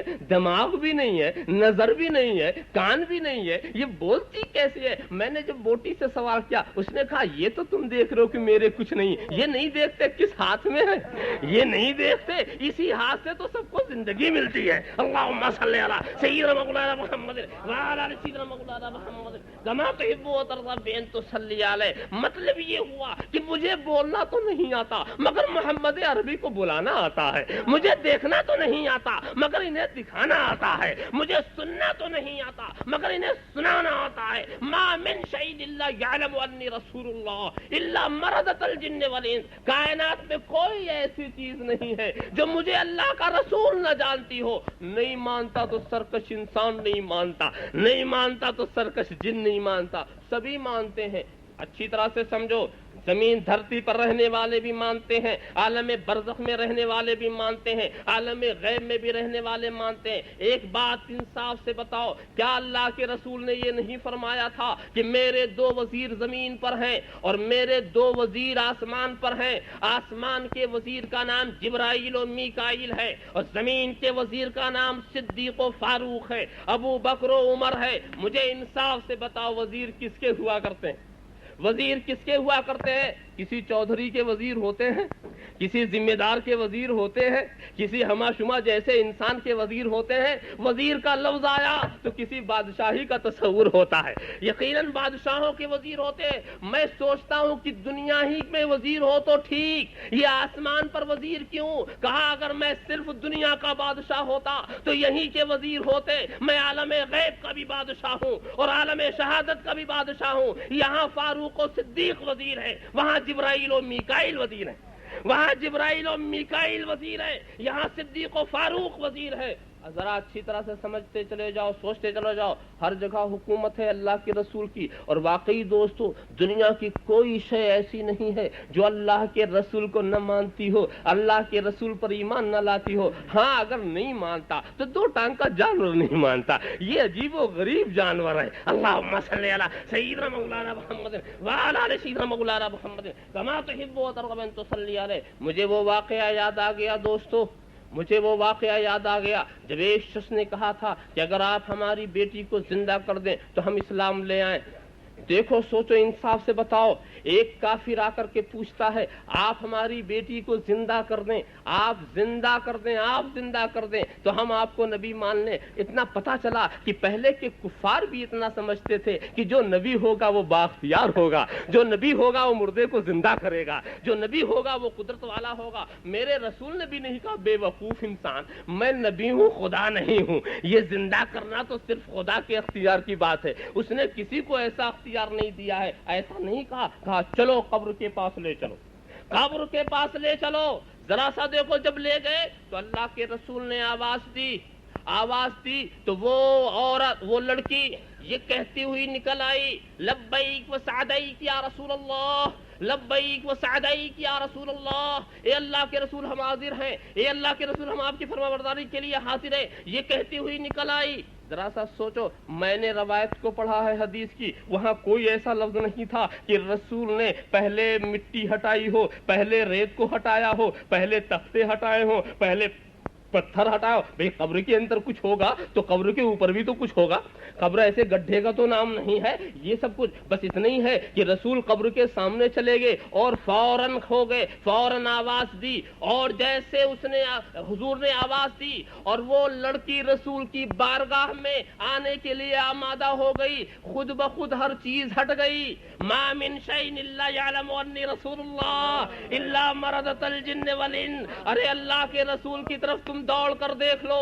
اللہ کے رسول کی طرف تم دوڑ کر دیکھ لو، دنیا کی کوئی چیز رکاوٹ نہیں بنے گی۔ تم خدا کے رسول کی طرف دوڑ کے دیکھ لو، نہ پہاڑ رکاوٹ بنے گا، نہ دریا رکاوٹ بنیں گے، نہ جنگلات رکاوٹ بنیں گے، نہ درخت رکاوٹ بنیں گے، نہ کوئی ٹیلا رکاوٹ بنے گا۔ ہاں اللہ کے رسول کی طرف اگر تم جاؤ گے تو کوئی رکاوٹ اگر بنے گا تو دو ٹانگ کا انسان ہی بن سکتا ہے، دنیا کی کوئی چیز رکاوٹ نہیں بنے گی۔ اللہم صلی علی سیدنا مولانا محمد وعلی آل سیدنا مولانا محمد کما تحب و ترغب ان تصلی علیہ۔ ما من شیء الا یعلم انی رسول اللہ الا مردۃ الجن والانس۔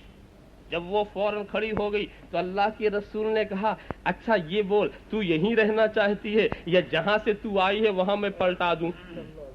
جہاں سے تو آئی ہے وہاں جانا چاہتی ہے یا یہیں رہنا چاہتی ہے؟ یہ وہی سوال کر سکتا ہے جو یہاں بھی روک سکے وہاں بھی بھیج سکے، یہ وہی سوال کر سکتا ہے۔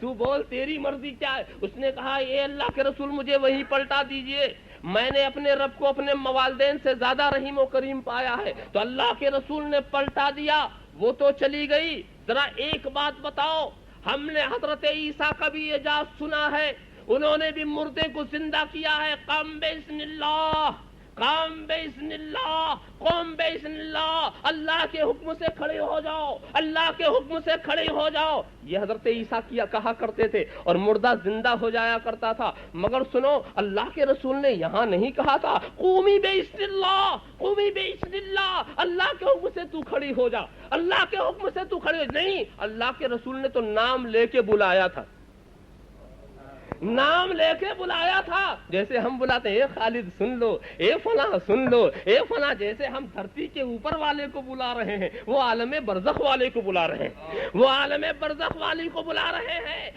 اب ذرا سا دیکھو تو بات کیا ہے، حضرت عیسیٰ قم بإذن اللہ اس لیے کہتے تھے کہ وہ زندوں کے رسول تھے، مردوں کے نہ تھے، عالم برزخ والوں کے نہ تھے، مگر میرا رسول اس عالم کا بھی رسول، اس عالم کا بھی رسول، اسے قم بإذن اللہ کہنے کی ضرورت نہیں ہے۔ اس لیے استجیبوا للہ وللرسول اذا دعاکم، استجیبوا للہ وللرسول اذا دعاکم، جب اللہ کا رسول تمہیں بلائے تو دوڑ پڑو، جب آواز دے تو دوڑ پڑو، چاہے وہ کوئی بھی ہو، چاہے عالم غیب کا ہو، چاہے وہ عالم شہادت کا ہو، جس کو بھی اللہ کا رسول بلا دے اسے دوڑنا پڑے گا۔ استجیبوا للہ وللرسول اذا دعاکم لما یحییکم، اس لیے کہ یہ رسول تمہیں زندگی دیتا ہے۔ اللہم صلی علی سیدنا مولانا محمد وعلی سیدنا مولانا محمد کما تحب و ترضی بان تصلی علیہ۔ دوستو، تو یہ سارے مناظر بتا رہے ہیں، تو پتہ یہ چلا کہ اللہ کے رسول کو ساری زبان بھی دے دی گئی، ساری زبان بھی دے دی گئی۔ اب ذرا سا غور تو کرو، ان تمام باتوں کو سامنے رکھ کر ذرا سا موازنہ کرو، ذرا سا سوچو کہ سارے انبیاء ایک ایک قوم کے لیے، ایک قریہ ایک زمانے کے لیے ہے، ان کی شان قرآن کے اندر بیان ہے کہ کیسے کیسے عظیم المرتبت انبیاء، ان کی عظمت کو بھی ہم سمجھ نہیں سکتے۔ ہم سے اگر پوچھو کہ حضرت کلیم کا مقام رفعت کیا، ہم نہیں سمجھا سکیں گے، ہم نہیں سمجھا سکتے حضرت ابراہیم کا مقام خلت کیا ہے، ہم نہیں سمجھا سکتے حضرت آدم کا مقام صفا کیا ہے، بہت ہی عظیم الشان۔ رب تبارک و تعالیٰ نے ان کو اپنی قوم میں بھیجا۔ یہاں ایک شبہہ بہت عام طور سے پیش کیا جاتا ہے، اور اس کو میں اگر چھوڑ کر کے آگے بڑھ جاؤں تو بات مکمل نہیں ہوتی۔ میں نے بھی آیتیں پڑھی ہیں اور اس کا ترجمہ لوگ سیدھے سادے انداز میں کر لیتے ہیں تو بڑی غلط فہمیاں پھیلتی ہیں۔ وَإِلَىٰ عَادٍ أَخَاهُمْ هُودًا، یہاں اخ کا لفظ استعمال کیا گیا، ہم نے عاد کی طرف ان کے بھائی ہود کو بھیجا۔ اخ کے معنی بھائی۔ وَإِلَىٰ مَدْيَنَ أَخَاهُمْ شُعَيْبًا، ہم نے مدین میں ان کے بھائی شعیب کو بھیجا۔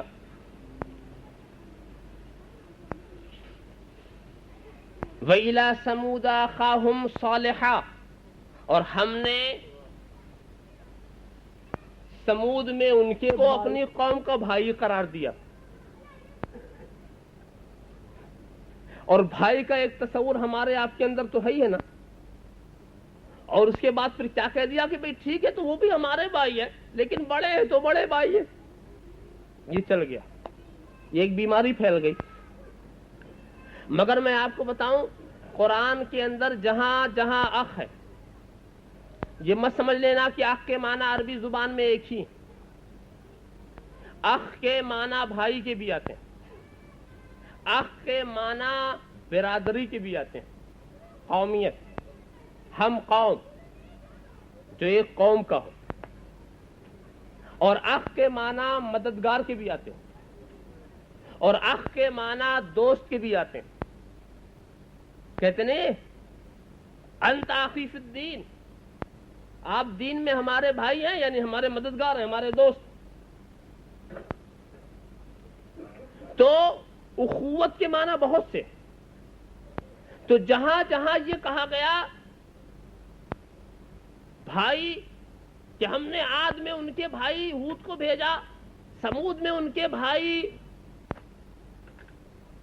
صالح کو بھیجا، مدین میں ان کے بھائی شعیب کو بھیجا، تو وہاں بھائی سے مراد ہے ہم قوم۔ اس لیے کہ اگر بھائی کا وہ معنی لیا جائے تو سارے گھر والے ان کے بھائی تھوڑی تھے، کوئی باپ تھا، کوئی چچا تھا، کوئی دادا تھا، کوئی نانا تھا، کوئی پوتا تھا، کوئی بیٹا تھا، اور سبھی کے پاس وہ آئے تھے تو سب بھائی تھوڑی تھے۔ بھائی کا جو ہمارا آپ کے پاس تصور ہے، ہم قوم، بیٹا بھائی نہیں ہوتا مگر ہم قوم ہوتا ہے۔ باپ بھائی نہیں ہوتا مگر ہم قوم ہوتا ہے، تو وہاں ہم قوم، ورنہ یہ کہہ لو کہ بھئی پھر یہ انبیاء کرام اپنے باپ دادا کے لیے نہیں آئے، اپنے بیٹا پوتا کے لیے نہیں آئے، اپنے نواسا نواسی کے لیے نہیں آئے، یہ تو صرف اپنے بھائیوں کے لیے آئے۔ تو ہم قوم ہونا اور ہے، ہم جنس ہونا اور ہے، ہم نو ہونا اور ہے، ہم وطن ہونا اور ہے، اور بھائی بھائی کا وہ تصور ہونا وہ اور ہے۔ مگر لوگوں نے نہیں سمجھا۔ لفظ حق کے کئی معنی تھے اور صحیح معنی یہی ہے کہ ہر نبی ہم قوم، جہاں بھیجا گیا اسی قوم سے وابستہ۔ مگر لوگوں نے کیا کیا؟ کہا کہ بھئی دیکھو ہم سب انسان، بات آ گئی ہے تو میں اس کو تھوڑی تفصیل سے عرض کروں تو ہم انسانیت کے لحاظ سے بھائی کہتے ہیں، انسانیت کے لحاظ سے بھائی کہتے ہیں۔ ایک بات بتاؤ، انسانیت کے لحاظ سے کوئی چھوٹا بڑا ہے؟ ایسا ہے کہ فلاں کی انسانیت موٹی ہے، فلاں کی انسانیت دبلی پتلی ہے، فلاں کی انسانیت 60 سال کی ہے اور فلاں کی انسانیت 25 سال کی ہے؟ انسانیت کے لحاظ سے کوئی چھوٹا بڑا موٹا ہوتا ہے؟ نہیں ہوتا۔ چھوٹائی بڑائی تو زمانے کے لحاظ سے ہوتی ہے، چھوٹائی بڑائی انسانیت کے لحاظ سے نہیں۔ ایک چھوٹے سے بچے میں جتنی انسانیت ہے اتنا ہی ایک بوڑھے میں بھی ہے، ورنہ آپ کہو گے کہ نہیں صاحب چھوٹے کے بچے والی انسانیت اور ہے بوڑھے والی اور، تو کیا مطلب ہوا کہ بچے والی انسانیت مر گئی اور پھر جوان میں دوسری انسانیت آ گئی اور جوانی سے جب بڑھا تو تیسری انسانیت آ گئی، تو ایک ایک انسان میں کتنے کتنے انسان نکلیں گے۔ اللہم صلی علی سیدنا مولانا محمد وعلی آل سیدنا مولانا محمد کما تحب و ترضی بان تصلی علیہ۔ تو میں بالکل فلسفیانہ انداز سے سمجھانا چاہتا ہوں کہ انسان، چھوٹا بچہ جتنی انسانیت اس کی ہے، بالکل بوڑھے کی بھی انسانیت وہی ہے۔ انسان نہیں بدلتا، انسان اگر بدل جائے تو بہت مشکل ہے۔ تو ہوگا قصہ یہ کہ اس وقت مولانا عبد الرحمان صاحب ہیں جوان، ہے نا، اور انہوں نے آپ سبوں لوگوں سے لیا قرضہ اور لے کر کے سبوں لوگوں سے اور لے کر کے چلے گئے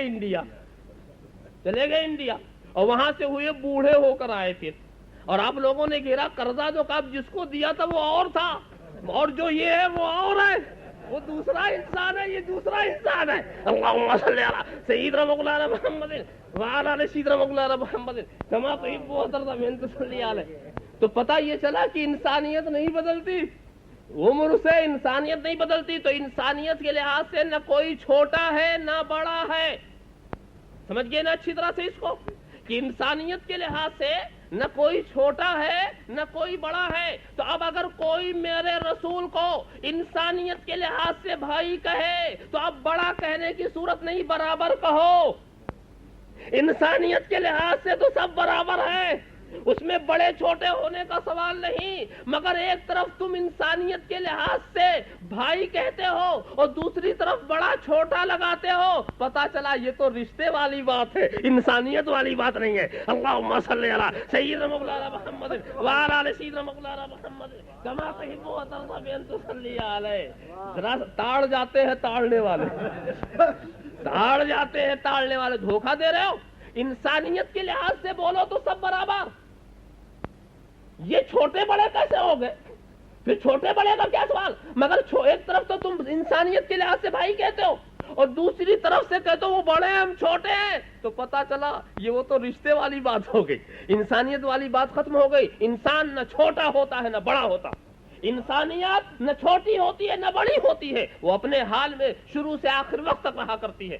ایک بات مگر کیا ہوا دوستو؟ ہوا یہی کہ یخادعون اللہ والذین آمنوا وما یخدعون الا انفسهم، یہ اللہ اور رسول کو فریب دینا چاہتے ہیں اور نہیں دھوکہ دیتے مگر اپنے ہی کو دھوکہ دیتے ہیں، اپنے ہی کو فریب دیتے ہیں۔ دیکھو ایک طریقہ ہوتا ہے لوگوں کے منوانے کا، میں صرف یہ مثال دوں کہ اپنے کو انہوں نے کیسے دھوکہ دے دیا، یہ مثال دے دوں اپنے کو کیسے دھوکہ دے دیا۔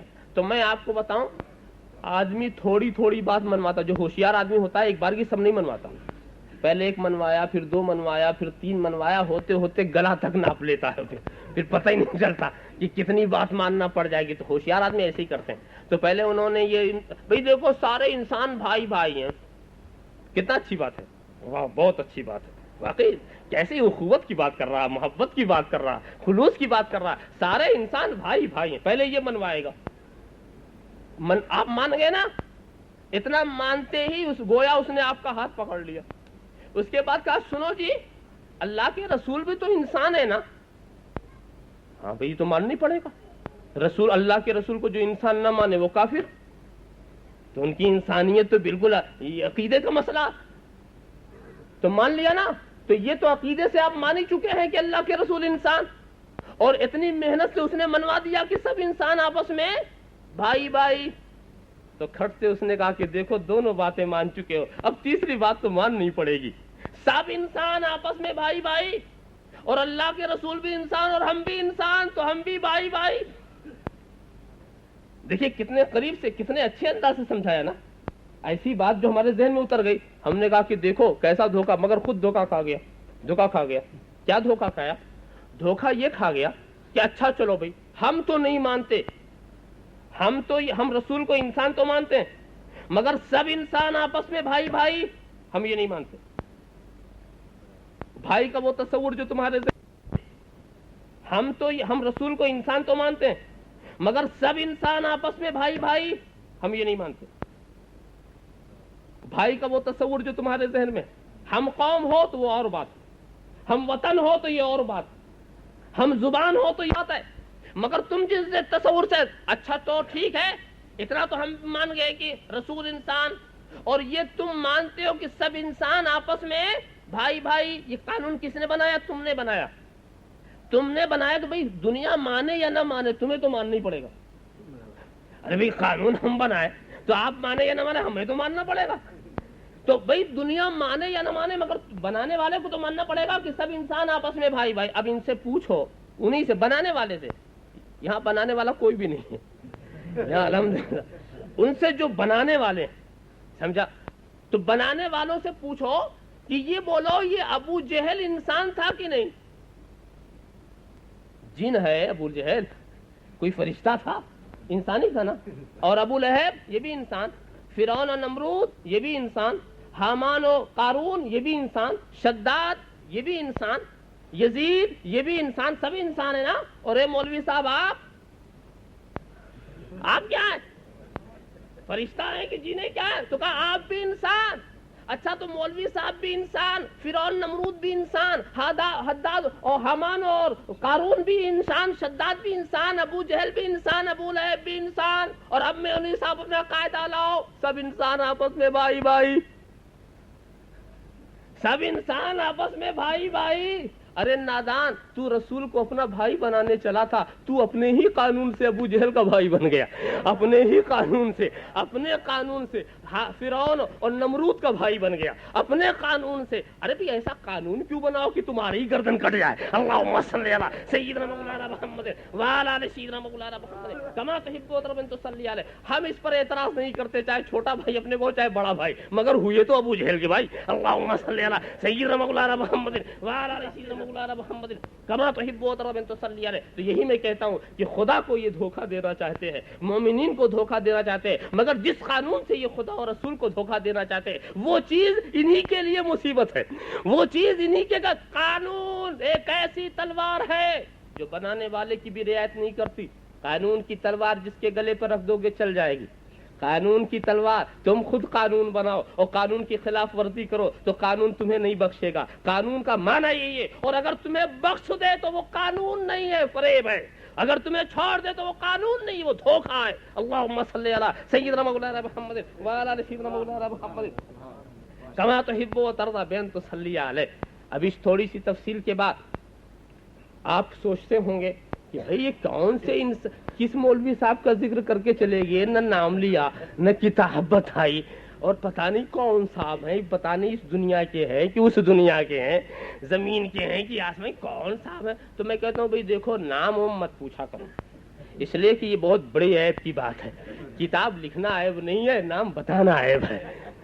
नाम मत पूछा करो, ये भी किताब का भी नाम न पूछा करो, इसलिए कि दुनिया का अखलाक अजीब है और अदब भी आज का अजीब है। किताब लिखना बुराई नहीं है, उसका नाम बता दो तो बुराई हो जाए, उसकी कोई इबारत पढ़ दो तो बुराई हो जाए उसको कुछ। हालांकि लोग किताब इसीलिए लिखते हैं कि लोग पढ़ें, पढ़ाएं, समझें, समझाएं, मगर इन्होंने ऐसी किताब लिखी कि हम समझाएं तो बिगड़ते हैं। अल्लाहुम्मा सल्ली अला सय्यिदना मौलाना मुहम्मद व अला आलि सय्यिदना मौलाना मुहम्मद कमा तुहिब्बु व तुहिब्बु तुसल्ली अलैहि। ऐसी किताब तुम्हें लिखनी ही क्यों चाहिए थी?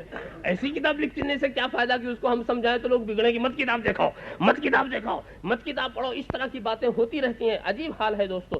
तो लिहाजा अगर आप नाम, वो तो ये यकीन है कि माँ बाप ने उनका कुछ नाम रखा ही होगा, मगर अभी कोई जरूरी थोड़ी कि मैं आप बता ही दूं, इसलिए कि नाम बताना बहुत, और मगर लोग भी बहुत इसरार करते हैं नहीं साहब नाम बताना ही पड़ेगा, नाम बताना ही पड़ेगा। हालांकि देखो अगर कोई दूसरा शख्स होता मेरी जगह पर तो वो फौरन ही बता देता कि वो तक़वीतुल ईमान है, उसके लिखने वाले मौलवी इस्माइल देहलवी हैं, मगर मैं सोचता हूँ मैं बता के क्या करूंगा। अल्लाहुम्मा सल्ली अला सय्यिदना मौलाना मुहम्मद व अला आलि सय्यिदना मौलाना मुहम्मद कमा तुहिब्बु व तर्ज़ा बिअन तुसल्ली अलैहि सल्लल्लाहु अला नबील उम्मी व आलिहि सल्लल्लाहु तआला अलैहि वसल्लम सलातन व सलामन अलैका या रसूल अल्लाह। तो देखो तबारकल्लज़ी नज़्ज़लल फ़ुरक़ान अला अब्दिही लियकूना लिल्आलमीन नज़ीरा।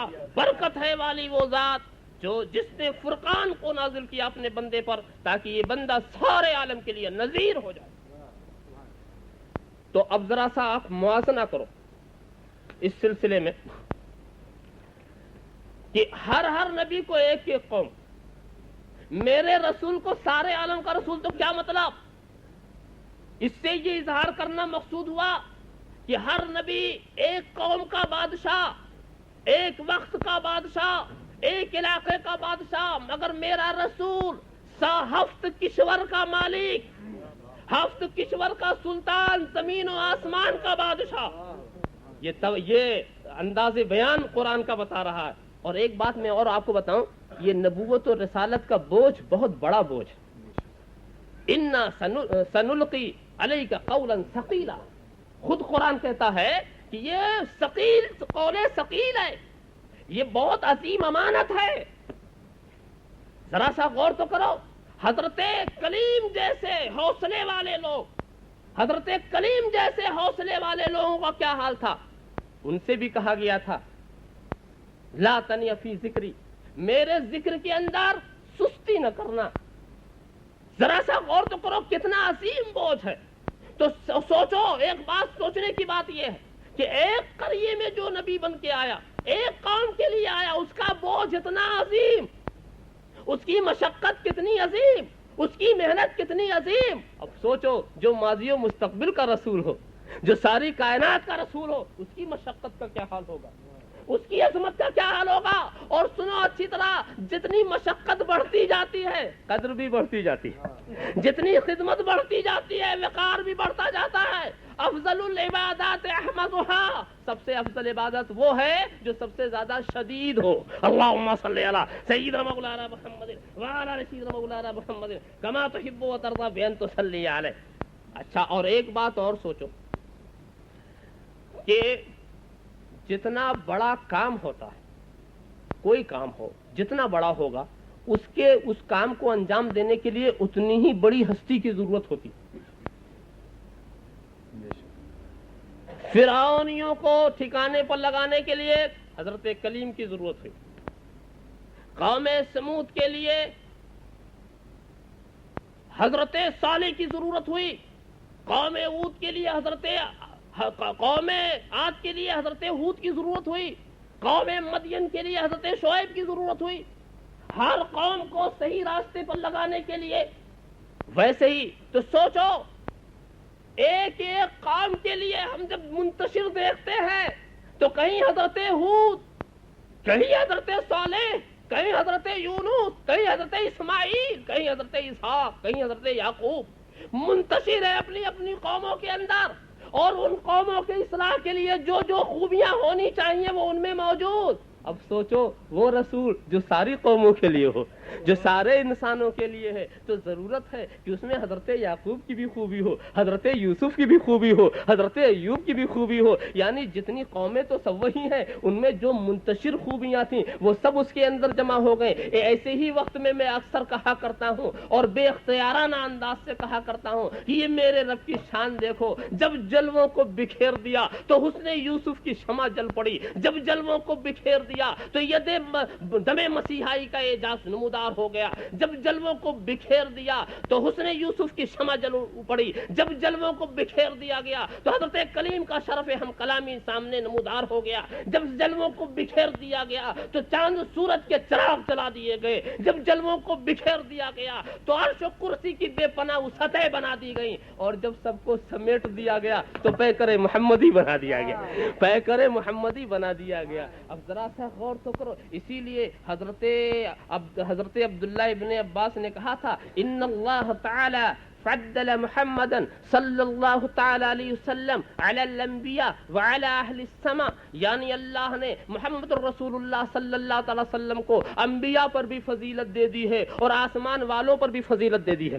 آسمان والوں پر بھی فضیلت دی ہے۔ تو لوگوں نے پوچھا یہ تو بتائیے انبیاء پر کیا فضیلت، یہ انبیاء پر کیا فضیلت؟ تو انہوں نے کہا کہ کیا تم نے نہیں سنا ہے ان اللہ تعالی قال ما ارسلنا من رسول الا بلسان قومه، اللہ ارشاد فرماتا ہے کہ ہم نے جتنے رسولوں کو بھیجا ہے وہ اسی کے ہم زبان قوموں کے اندر بھیجا ہے، ہم زبان قوموں کے اندر بھیجا ہے۔ اور وقال لمحمد صلی اللہ تعالی علیہ وسلم وما ارسلناک الا کافۃ للناس کافۃ للناس فارسلہ الی الانس والجن، یعنی دیکھو، اور محمد عربی کے لیے کہا گیا ہے کہ سارے انسانوں کے لیے بھیجا، ان کو انسانوں کا بھی نبی بنایا ہے، جنوں کا بھی نبی بنا دیا ہے۔ اب ذرا سا دیکھو تو جتنا بڑا کام ہوگا اتنی ہی عظیم ہستی کی ضرورت ہوگی، عظیم ہستی کی ضرورت ہوگی۔ یہ ایسے ہی دیکھو، پڑھانا ہے بخاری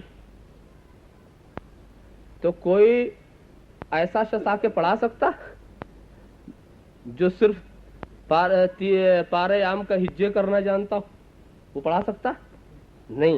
تو جیسا کام لیں گے ویسی، تو کام سے اندازہ لگاؤ تب بھی میرے رسول کی رفت کا پتہ چلتا۔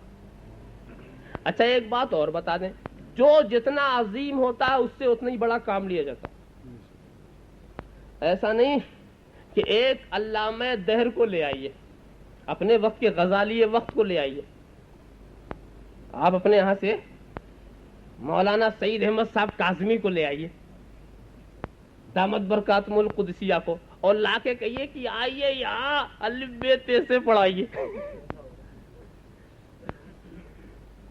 تو یہ عجیب بات ہوگی نا کہ ایک علامہ دہر کو آپ لے آئے اور لانے کے بعد رکھ دیا بغدادی قاعدہ، تو کہتے ہو یہ ہے قاعدہ، حالانکہ یہ کام ہے بے قاعدہ۔ تو جیسا بڑا آدمی ویسے ہی کام، ایسے ہی جیسا معمولی آدمی اس کے ذمے بھی بڑا کام مت کرنا۔ بتاؤ اس انسان کا کیا حال ہے، دفتر میں بیٹھنے والے قلم چلانے والے کو اٹھا کے لے جاؤ کھیت میں پھاوڑا دے دو، اور ادھر پھاوڑا چلانے والے کو پکڑ کے لاؤ دفتر میں بٹھا دو، تو ادھر وہ پھاوڑے سے اپنا ٹانگ توڑے گا، ادھر قلم ٹوٹے گی۔ اللہم صلی علی سیدنا مولانا محمد وعلی سیدنا مولانا محمد کما تحب و تصلی علیہ۔ تو بھائی جس کے لیے جو لائق ہو وہ کام وہ دو۔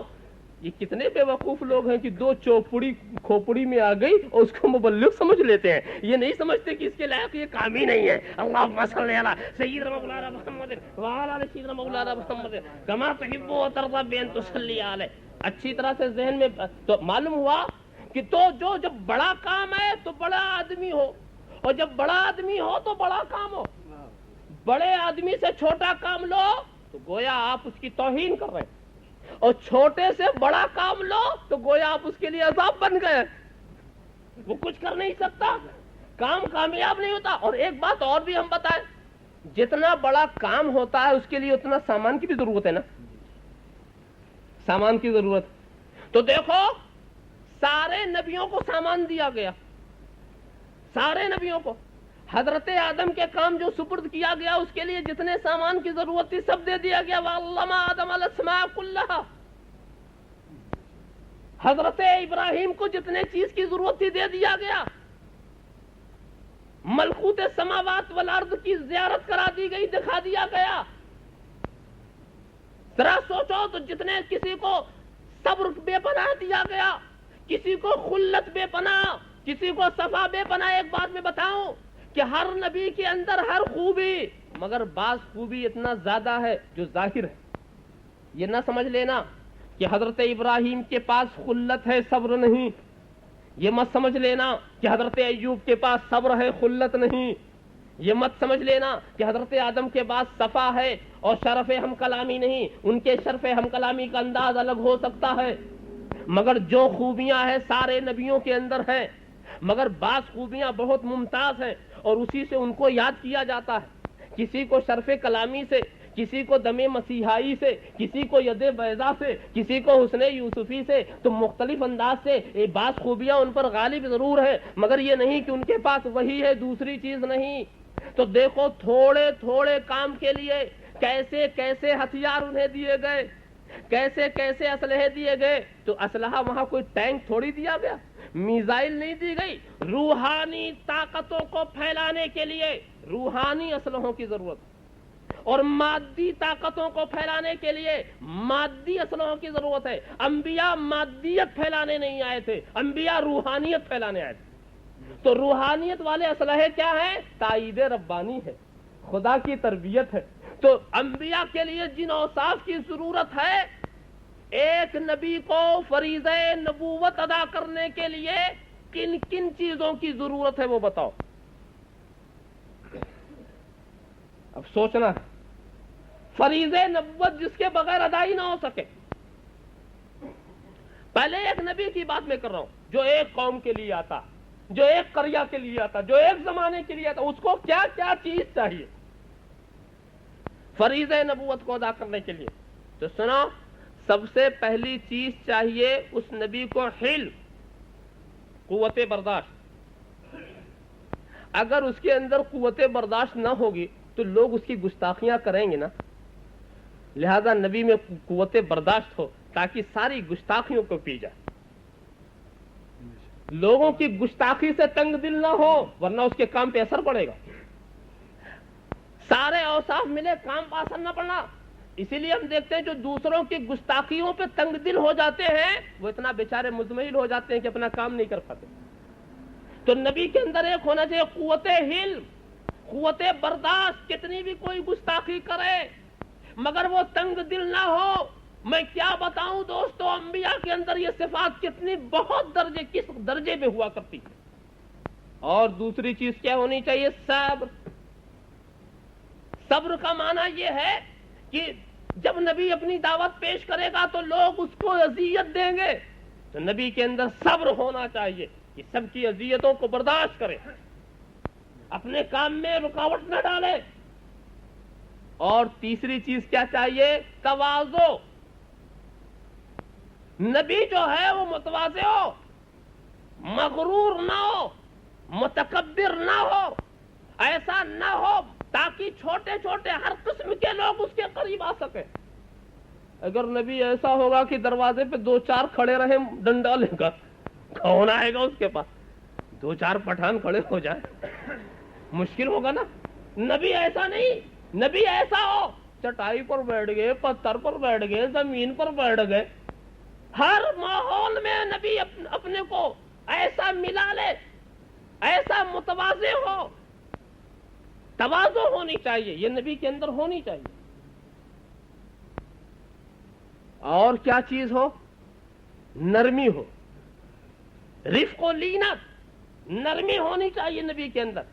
اس لیے کہ اگر نرمی نہیں ہوئی تو بہت سے ایسے لوگ ہیں جو اس کی ہدایت سے محروم ہو جائیں گے۔ ہر ایک کے اوپر سختی، میں کہتا ہوں سختی عجیب چیز ہے۔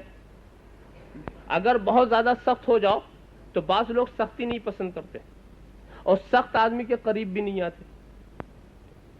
ہمارے ہندوستان میں ایک مقام ہے درگ، MP، وہاں ایک بزرگ رہتے ہیں، اتنا سخت ہیں، اتنا سخت ہیں کہ لوگ ان سے ملتے ڈرتے ہیں، بالکل بے فیض ہیں، خود تو بہت اچھے ہیں مگر بالکل بے فیض، اس لیے کہ جہاں کوئی گیا تو کوئی نہ کوئی اعتراض تو وہ ضروری ٹھونکتے ہیں، اور کچھ نہ کچھ کمی تو رہتے ہی ہے۔ کسی نے وضو غلط کیا تو ڈانٹ دیا، کسی نے ٹھکانے سے نماز نہیں پڑھی تو ڈانٹ دیا، حالانکہ وہ ٹھنڈے دل سے بھی سمجھا سکتے ہیں، مگر بہرحال ان کے اندر ان کا ایک مزاج. تو نتیجہ یہ ہوا کہ وہ کوئی ان سے ملتا نہیں، اور جب اگر کوئی ان کی دعوت دینے جاتا تو پہلے پوچھتے ہیں تو کھاتا کہاں سے ہے، پیسہ لاتا کہاں سے ہے. وہ 7 پشت کا حساب بھی چاہتے ہیں کہ حلال ہو حرام نہ ہو. تو اب کون جائے اپنا حساب کرانے کے لیے؟ تو کوئی بلاتا بھی نہیں. تو میں اکثر ان سے کہتا ہوں کہ آپ اپنے کو بنا رہے دوسرے کو بگاڑ لیں. دوسرا تو آپ سے وحشت کھائے گا نا. تو نبی کے اندر ملائمیت ہونی چاہیے، محبت ہونی چاہیے، نرمی ہونی چاہیے. اور ایک بات یہ ہے کہ نبی کو رحمت ہونا چاہیے، اس لیے کہ اگر وہ رحمت نہیں ہے تو اس کا فیض سب کو کیسے ملے گا؟ رحمت یہ بھی نہیں دیکھتی کہ کون کس چیز کا مستحق ہے، کون کس چیز کا مستحق نہیں ہے. وہ مستحق کو بھی دیتی ہے، نہ جو مستحق نہیں اسے بھی دے رہے.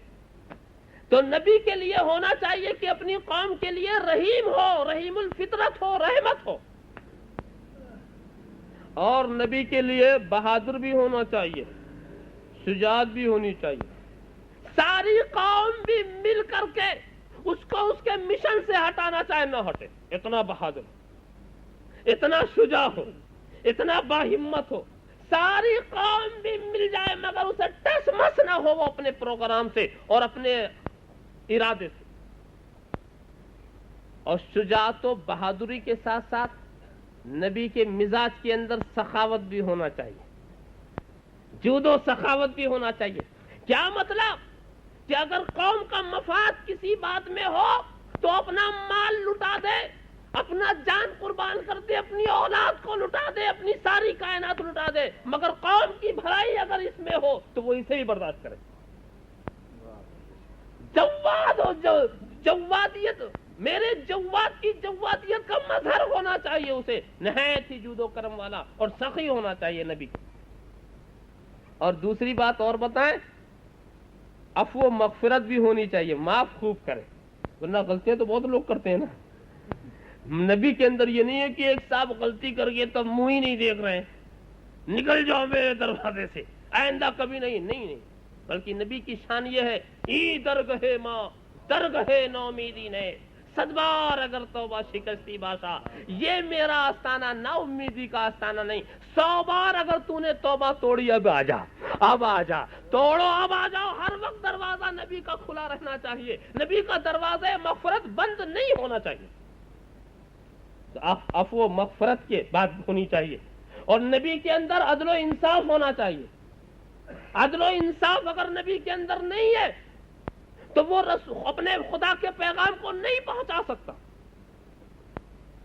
کیا کیا بات ہونی چاہیے، میں کہاں تک آپ کو تفصیل بتاؤں. ایک سب سے بڑی بات یہ ہے کہ نبی کے پاس بے پناہ عقل ہونی چاہیے، اور ایسی عقل جس عقل کا کوئی جواب ہی نہ ہو. بے پناہ عقل ہو، بے پناہ علم ہو، اور صرف یہ نہیں، اخلاقی ساری قدریں ہوں. صورت بھی اچھی ہو، سیرت بھی اچھی ہو، اخلاق بھی اچھے ہوں. ورنہ اگر کبھی ایسا ہوتا صورت خراب ہوتی تو لوگ دیکھ کے پڑ جائیں گے، ابھی ایسی صورت والے کو نبوت بھی نہیں ہے. اللہم صلی علی سیدنا مولانا محمد وعلی آل سیدنا مولانا محمد کما تحب رب ان تصلی علیہ. پہلے آدمی صورت دیکھ کر متاثر ہوتا ہے، پھر قریب ہوتا ہے، پھر سیرت دیکھ کے متاثر ہوتا ہے. کہنے کا مطلب یہ کوئی ایسی چیز نہ ہو جو دوسرے کو وحشت زدہ بنا دے. اور ایک چیز تو ہم دیکھتے ہیں، اچھی طرح سمجھو، وحشت زدہ بنا دے. لہذا نبی کے لیے سختی نہ ہو مزاج کے اندر. اسی لیے آپ دیکھیں کبھی کوئی دیہاتی نبی نہیں بنایا گیا، قرآن بھی کہہ رہا ہے.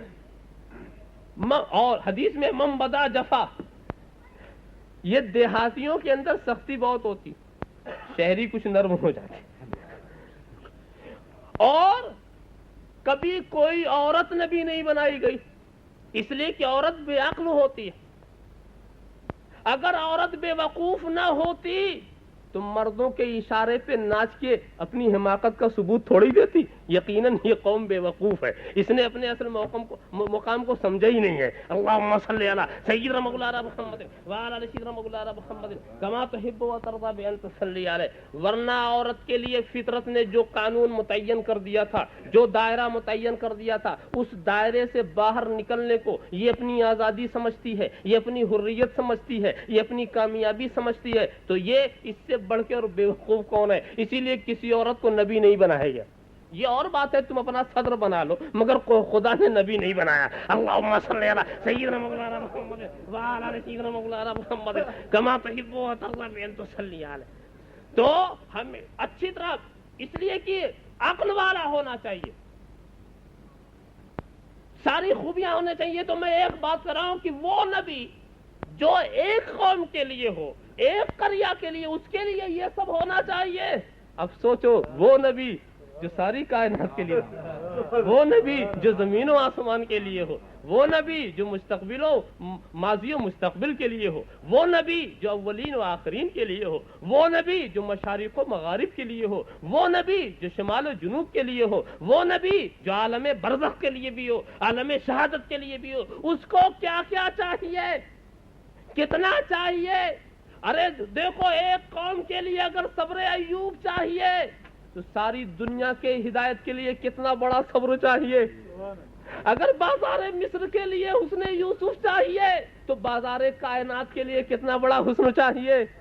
ذرا سا دیکھو، اگر بنی اسرائیل کے لیے دم مسیحائی چاہیے، ید بیضا چاہیے، تو ساری کائنات کے لیے کتنی چمک والا چہرہ چاہیے۔ اللہم صلی علی سیدنا مولانا محمد وعلی آل سیدنا مولانا محمد کما تحب و ترضی بان تصلی علیہ۔ تو ایک نبی کے لیے جتنے کمالات ضروری ہیں، ایک نبی کے لیے جتنے کمالات ضروری ہیں، اگر اتنا ہی تم میرے رسول کو مان لو تب بھی اپنا جیسا کہتے ہوئے شرم آئے۔ اللہم صلی علی سیدنا مولانا محمد وعلی آل سیدنا مولانا محمد کما تحب و ترضی بان تصلی علیہ۔ اور سنو، ایک بات میں آپ کو بتاؤں کہ نبی کی نبوت جہاں سے شروع ہوتی ہے اس کے کمالات بھی وہیں سے تو شروع ہوں گے نا۔ ایسا تھوڑی کہ نبی آج بنا دیں گے اور 50 سال کے بعد کمال دیں گے۔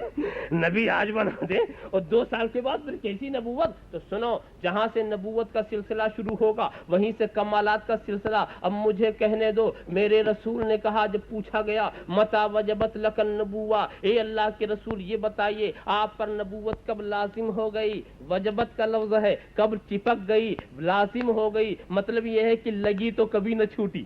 وجبت کی معنی یہ ہے کب چپک گئی، تو حضور نے کہا وآدم بین الروح والجسد، ترمذی شریف کی حدیث ہے، آدم روح و جسد کی منزلیں جب طے کر رہے تھے اسی وقت مجھے نبوت مل گئی تھی۔ کنت نبی وآدم بین الماء والطین، کنت نبی وآدم لمنجلد فی طینتہ، کنت نبی وآدم بین الروح والجسد۔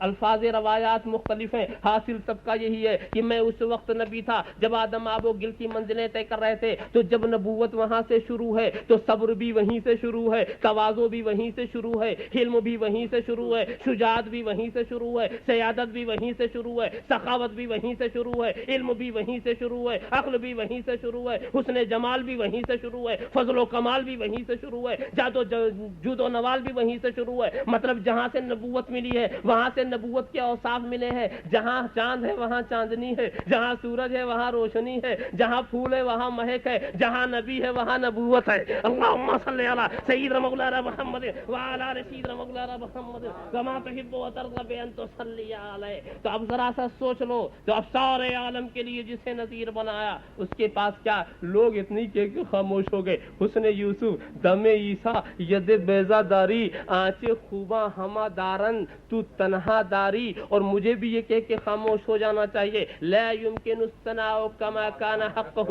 بعد از خدا بزرگ توئی، قصہ مختصر۔ وآخر دعوانا الحمدللہ رب العالمین۔ السلام علیکم یا حبیب اللہ، الصلاۃ والسلام علیک یا نبی اللہ، الصلاۃ والسلام علیک یا خیر خلق اللہ، الصلاۃ والسلام علیک یا قاسم رزق اللہ، الصلاۃ والسلام علیک یا عروس مملکت اللہ، الصلاۃ والسلام علیک یا زینت عرش اللہ، الصلاۃ والسلام علیک یا جمال ملک اللہ، الصلاۃ والسلام علیک وعلی آلک واصحابک وازواجک وذریاتک وعلماء أمتك وأولياء ملتك وشهداء محبتك يا رسول الله.